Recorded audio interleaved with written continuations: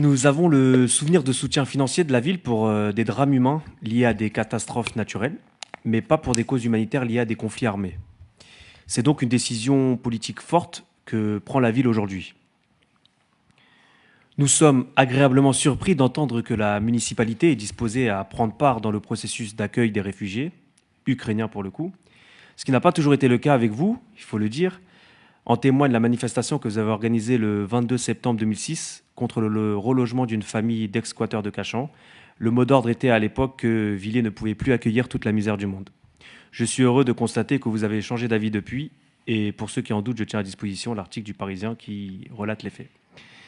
Si aujourd'hui la droite et même l'extrême droite se déclarent prêtes à ouvrir leurs bras aux réfugiés, nous pouvons espérer que le rejet de l'autre ne soit plus une fatalité. Nos valeurs nous amènent bien sûr à défendre la paix et le droit international. Et pour être crédible, on ne peut défendre une solidarité à géométrie variable. C'est pourquoi nous condamnons toute forme d'impérialisme et de colonialisme, qu'il soit américain, russe, chinois, israélien et même français.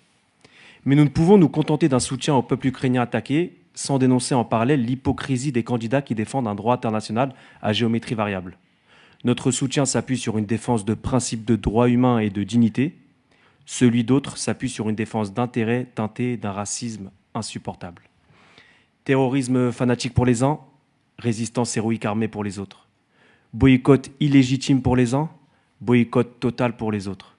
Un sport apolitique pour les uns, politisation du sport pour les autres. Nous dénonçons l'attitude des macronistes, pécressistes, hidalguistes, lepénistes, zémoristes, qui appellent au respect du droit international en Ukraine et dans le même temps soutiennent l'irrespect du droit international en Palestine.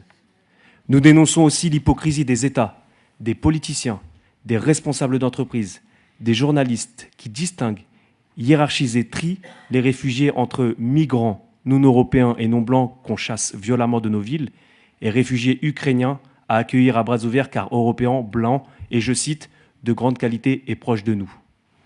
Nous dénonçons le deux poids deux mesures de l'État français, des institutions sportives et culturelles qui appliquent un boycott total de la Russie dans les événements culturels et sportifs, mais qui criminalisent et sanctionnent le boycott contre le régime d'apartheid israélien. Nous constatons donc une duplicité dans le rapport au conflit armé dans le monde, une duplicité dans le rapport au boycott des États criminels, une duplicité dans le rapport aux réfugiés, une duplicité dans le rapport au sport et à la culture. Que ceux qui soutiennent ces positions hypocrites peuvent sécher leurs larmes de crocodile.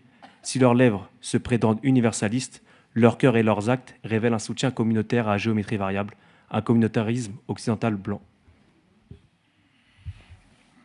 Très bien.